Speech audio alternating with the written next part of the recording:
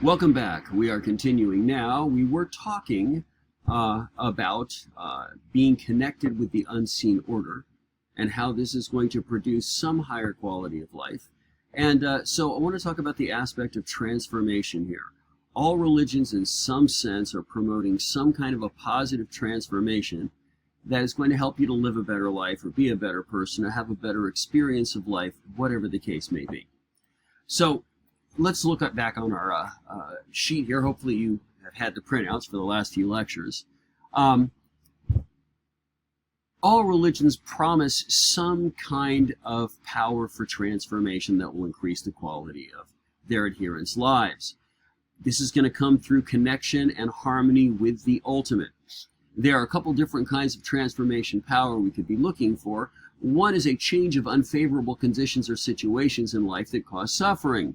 Now, some religions don't believe so much that that is possible, but in monotheism especially, there are some groups of people that believe that, if you ask in the right way and it's God's will, He will actually intervene in your life and may change things, may do miracles or change situations in such a way that something that is causing suffering or an ordeal will be removed.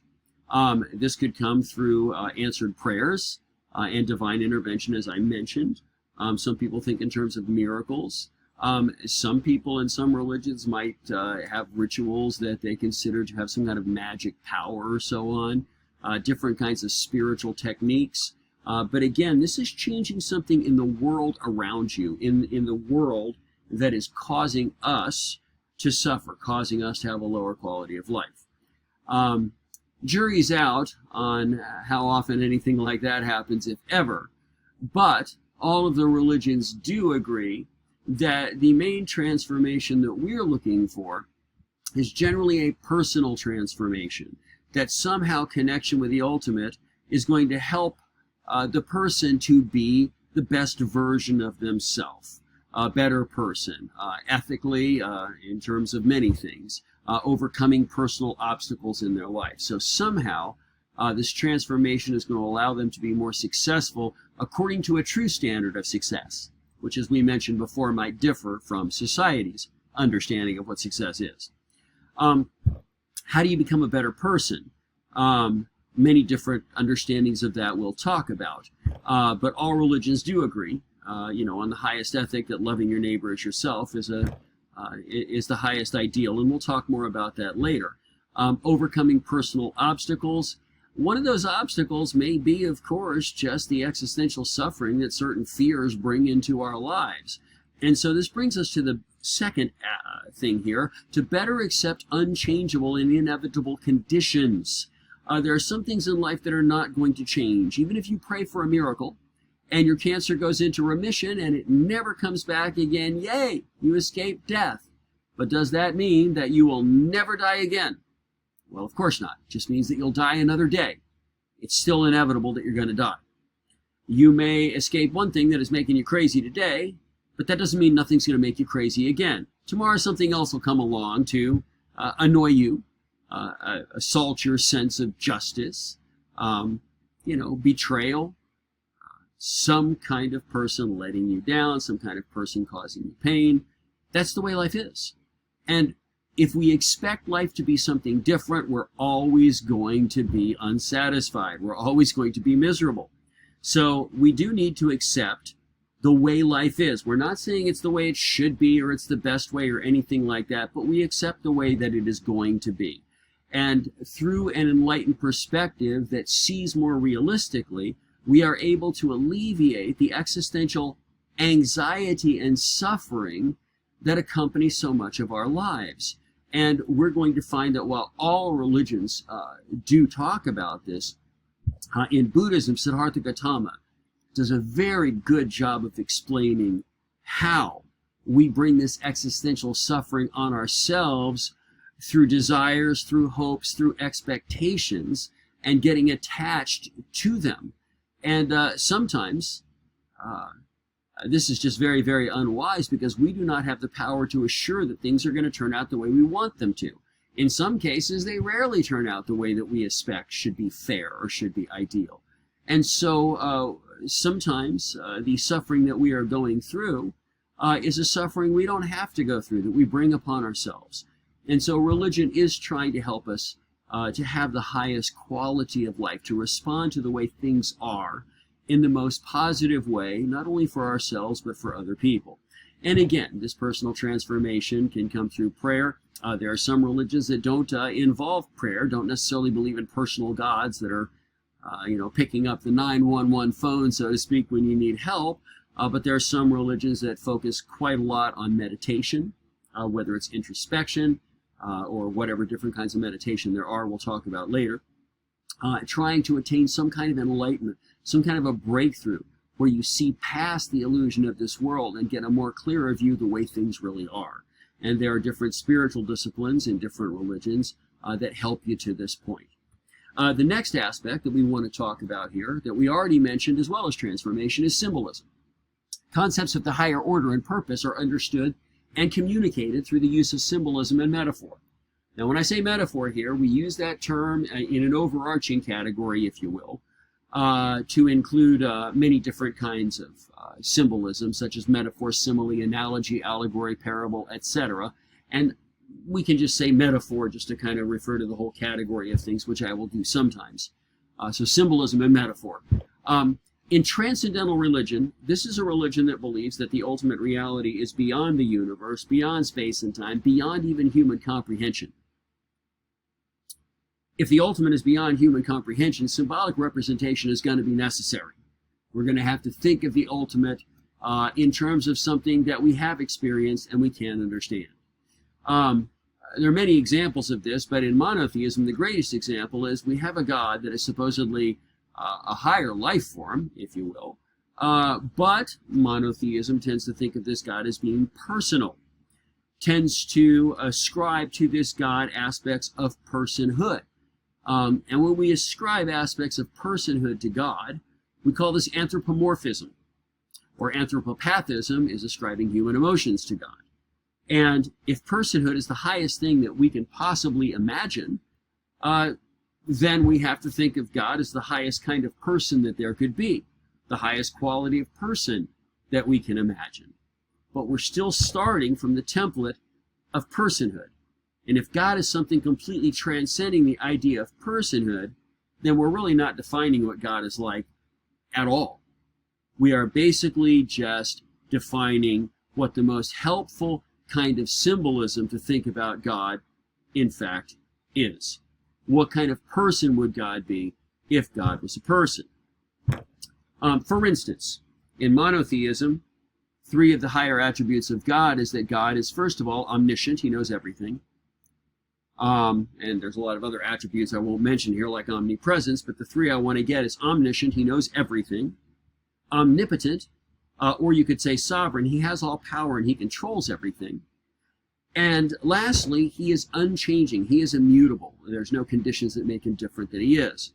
So if we accept this standard theology in all the monotheistic religions, that God cannot learn anything new, can never change, and is control of everything, then thinking about God as a human being presents some problems.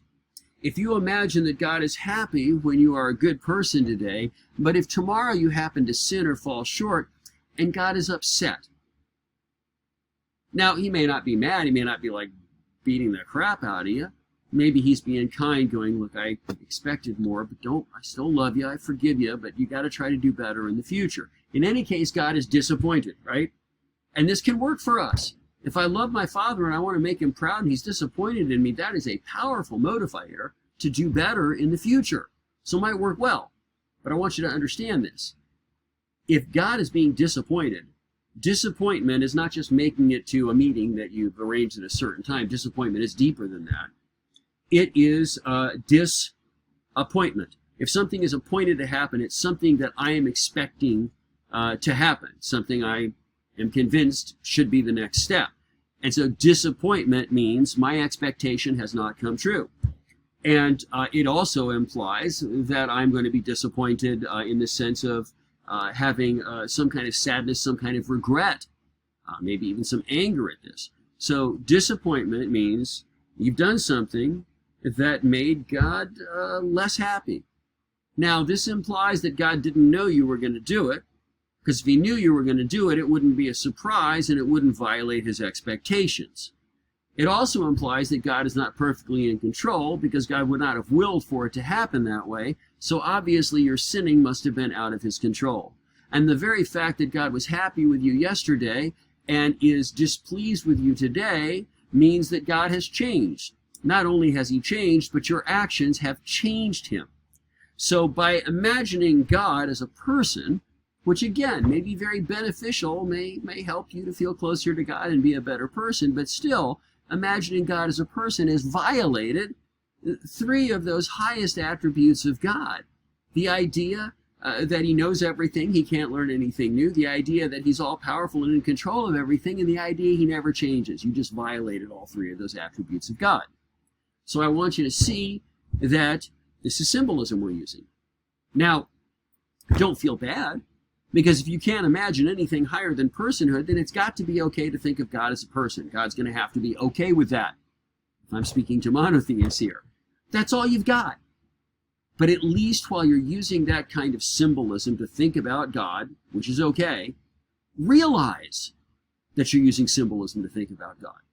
You think about heaven. When you think about golden gates, pearly gates, or you're thinking about mansions on a hilltop. Jesus said, in my Father's house are many mansions. I go to prepare one for you. Are you thinking of streets of gold going up to the mansions, and of course St. Peter's outside the gates, checking the roll to see if your name's on before he lets you through the gates? Does this really sound like heaven to you, or does this sound like some kind of, upper-class white gated community? There's nothing transcendent about this conception at all. This is based on human experience. And by the way, if you imagine heaven as a beautiful natural park with a babbling brook and white fluffy clouds, and Bambi comes up eating grass next to you, and the bluebird of happiness lights on your shoulder, you're in the middle of a Disney movie. Again, there's nothing transcendent about this. This is something you've experienced before. And you're thinking of the best things you've experienced, and you're using them as symbols of what heaven or what the higher reality will be like. You can't imagine something more pleasant than the most pleasant thing you can imagine. So that's what you imagine. We use symbolism. And again, nothing wrong with this, but at least realize we're doing it. And we won't get in petty fights about trying to define God and who he is, which is just silly when you realize that all of our ideas about God or the higher order are basically symbolism anyway. This is transcendental religion. Now, let's talk about a different kind of religion we call cosmological religion. And by the way, there can be a blending of them. We'll talk about that later. But cosmological religion is basically looking at the ultimate reality as being this universe, the cosmos. The Greek word cosmos means the world or the universe. And so in cosmological religion, as you're trying to find harmony with the ultimate, you esteem this in some way as the same thing as finding harmony with the perceived universe, okay, with the powers in the universe, with the cycles in the universe. And so in cosmological religion, some of the important symbolism involves the cycles and patterns and powers observed in the universe, okay? We're going to talk more about this when we get to rituals. We're going to talk a lot more about this, so I'm going to leave it for now. But again, if you're looking at the universe as being a reality, and you see your ultimate good as being in harmony with the universe, then you're going to represent many things through cycles of the universe. Even in transcendental religion, we still use cosmological symbolism. I mean, you still celebrate New Year's Day. That's a cosmological festival. I mean, it celebrates the Earth revolving around the sun every 365 and a quarter days. So when you're celebrating the new year, it really has been a full revolution around the sun since you celebrated it last time, even if the date you observe as the beginning of the new year is somewhat arbitrary. So that's a cyclical celebration. That is a cycle that is symbolic. So we're going to talk about different kinds of symbols in relation to the sacred stories and the rituals in religion just very soon. So we'll let it go for now. Last thing about symbolism, in our attempt to define religion, there's a definition of religion that is important to think about, which purports that religion, like human culture in general, I'll say it again, like human culture in general, involves a transmitted, inherited system of symbols invested with sacred meaning. Now, when I say sacred here, sacredness doesn't necessarily have to be connected to some idea of an ultimate reality. If you live in the United States of America, freedom is pretty much a sacred ideal. Democracy, a sacred ideal. Capitalism, a sacred ideal. They may not be spiritual at all, but in our particular society, they're seen as being inviolable. I mean, you have to agree this is the best way to live, to be here, and if you don't, if you want to be a communist, go to a communist country, is what, some people would say to those who are pursuing more socialist ideals. So sacredness doesn't necessarily have to have anything to do with a connection to the ultimate, but in religion, obviously, it is going to be assumed to have some connection with this ultimate reality that is more real than what we're experiencing. And we are going to construct a system of symbols that works for us to talk about and communicate about these higher values and this ultimate reality. And others who come into our religious community, either through conversion or being born to people in the community, they are going to inherit the system of symbols that's going to be transmitted to them, and they're going to learn to use these symbols to once again think about and communicate about the higher principles, the higher reality. And society works a lot the same way if you just kind of separate the idea that we're connecting with something transcendental. Clifford Geertz has a quote here we want to look at. He's a well-known anthropologist.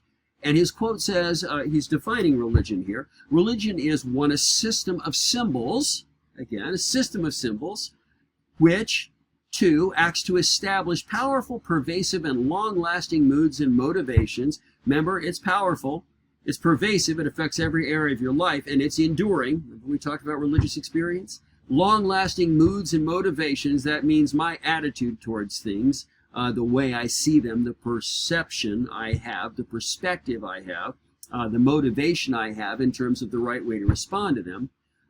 These pervasive, long-lasting moods and motivations, these come by formulating conceptions of a general order of existence, and by clothing these conceptions with such an aura of factuality that the moods and motivations seem uniquely realistic. This goes back to, I used some language before about projecting paradigms on the world for them to make sense, okay? When I formulate a conception of a general order, a higher order of existence, and I say that we can understand everything that is within this conception of a general order of existence, and I treat this as, not just an exercise in looking at something, but as factually the way things really are, beyond our natural perception here, these moods and motivations seem uniquely realistic. If indeed this is the reality, well, then this certainly is the way that I should be responding to this reality. This certainly is the correct reaction to this. And this is interesting to think about. Obviously, we have many symbols in society. That's why if you see a picture of someone burning an American flag, it can elicit such outrage. I mean, basically, it's a piece of material, and nobody is the worse off if you burned a piece of material, unless maybe you light their house on fire when you do it. But the fact that this flag represents something else, it is symbolic of, our whole identity, nationalistic, patriotic, whatever, as the United States of America. Somebody burning the flag is saying, we wish death to all of you, or, everything that defines who you are is ugly to us and evil to us. That gets very offensive. So in society, symbols play a very, very important role. How much more in religion, when we are talking about an ultimate reality or a higher order that we need symbolism to perceive, we need symbolism to conceive of, to communicate about. All right. Religion involves a sense of community. And obviously this community is the community that is transmitting this system of symbols. So the Latin word religio actually means to tie or bind. The community is bound together by their shared beliefs, their shared practices, their shared symbolism, their shared commitments, sense of social duty, sense of identity in relation to the ultimate. All of these things bind the community together. So the original way the word religion is used is to refer to the religious community.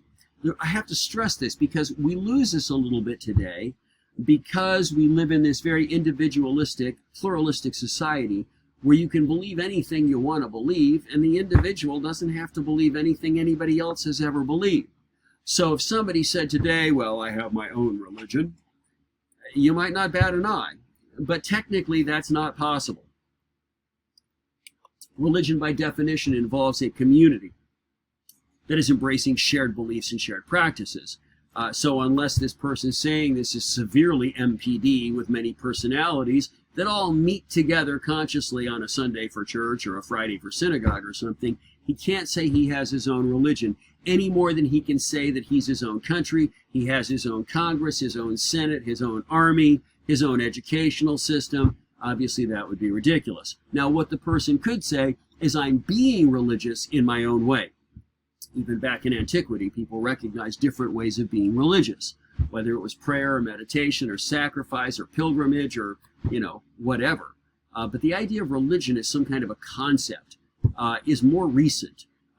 We think today of religion as this thing, this ideal concept or abstract concept, and we think of all the other religions of the world as somehow being manifestations of this thing called religion. But that's a more recent way of thinking of religion. The original way the term was used was referring to the bond of the community as being distinctive from people who were not part of the community, who did not have that same bond. And obviously this means that the insider-outsider question in a community obviously is important. The community has to identify the difference between people that are a part and people that aren't. Obviously all communities have a social structure and some sense of social responsibility. What is your sense of responsibility to the religious community versus your sense of responsibility to people outside of the religious community? As we mentioned before, the communities share this system of symbols invested with sacred meaning. To be a part of the community, obviously, acceptance of their beliefs and practices to some degree is necessary. Now, to what degree do I have to agree? Well, that depends how sectarian the community is. When you think of the word sectarian, obviously the root of the word is sect, but that's marvelously unhelpful since we're not quite sure what we mean by sect. A better way to think of it is section. We can understand the idea of being sectioned off from something else. The more sectarian a community is, the more it is and feels the need to be sectioned off from the rest of society, from people that are not part of the group. So if you were radically sectarian, you might be trying to destroy people that were not part of your group. You might think that anyone, kind of like the Waco tragedy with David Koresh and the Branch Dravidians, when the U.S. government came calling to inquire about automatic weapons or not paying your income taxes or separating children from their families, you might see them in some apocalyptic sense as the army of Satan coming to destroy you and refuse to surrender, consider it a privilege to die in a fireball, as most of them did, rather than to surrender to the U.S. government. Most of us don't have much experience with radical sectarianism. We have some idea what an extreme sectarianism is, if you will. People who don't want to have anything to do with people outside of their own religious group, okay? You might think of, for instance, say a Hasidic Jew living in Brooklyn, okay? He needs to buy a loaf of bread for his family. If he can, he's much more likely to go to a store run by another Hasidic Jew and buy the loaf of bread there. They're going to have only as much contact as they need to with people outside their community. Okay, so we might call that an extreme sectarianism, if you will, or ultra sectarianism. Most of you are more familiar with a moderate sectarianism, where while there is some distinction between people in your religious community and another, you can have relationships with people outside of your community. Of course, if you're an evangelical community, it might be assumed that the reason you're having relationships with people outside your community is to lead them to the truth and bring them into the community. But in any sense, you're able to have those relationships, but still, there's going to be some line that is not crossed in your relationship with, say, non-believers. If you're going, say, to a conservative church, Southern Baptist church or Assembly of God or something like that, and let's say that you fall in love with a Zen Buddhist. I mean, head over heels, this is the person for you. And you go to your Baptist pastor and say, I just fell in love with this Buddhist. I love him or her so much. Will you marry us? Well, the average Southern Baptist pastor is going to say, no, I will not. You lead that Buddhist to Jesus, and we have some counseling and discipleship and, make sure the transition is real. Then we'll talk about it. But we don't marry together believers and unbelievers. That's an example of a moderate sectarianism, where you don't have to be completely separate, but there's a line you do not cross in your intimacy and in the intimacy of your relationship with people outside the community. Righty? Membership, of course, provides answers to questions of ultimate concern and direction and how to apply them. Now, of course, we have universal, general answers. You can call them cosmic answers, because remember, cosmos means the universe, so a cosmic answer is a universal answer. But these are principles and precepts that are universally true at all times, okay? But sometimes we're not quite sure how to apply these concepts, specific cases in our life. Let's say that, well, let's use the same metaphor we were using. You fall in love with someone, and you think, boy, I think this is the one, and, but you want to be sure. I mean, you want the blessing of God on your marriage, and oh my gosh, how many horror stories have you heard of people who thought they'd found the one and it turned into a nightmare? So you're understandably trepidatious. I mean, you want some assurance from God that this is the right person. You can read your Bible all day long and find nothing in there. John, this is God speaking to you from 5,000 years ago. Yes, Teresa is the one. You will find in no book in the Bible. If you're weighing out job offers, which is the best place for me to work, you're not going to find that answer in the Bible either. But if you're a member of a religious community and you have leaders who genuinely love you and you really believe want you to have the highest quality of life and will go out of their way to help you to make good decisions so that you can have a good life, then you want to avail yourself of their wisdom. And not only just the wisdom they have as being older in their religion, but probably older in years as well, as having gone through more of life. You can learn a lot and you can avoid a lot of mistakes by listening to what they've learned based on the mistakes they've made and the things they've learned.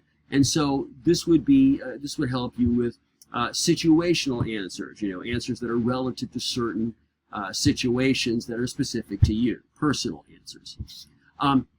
Religion employs key elements that bind the community together, that affirm and remind members of their relationship to the higher order and purpose. Funny thing, humans tend to forget these most important things because their natural senses aren't picking up the reality of them all the time. So one of the things that religion does is tries to help people not to forget the things that are most important. So these elements that keep the community bound together in their shared beliefs, there's three key elements here. I swear I can talk. The key elements are myths, rituals, and value systems. And we're going to talk about them in the next video. I will see you then.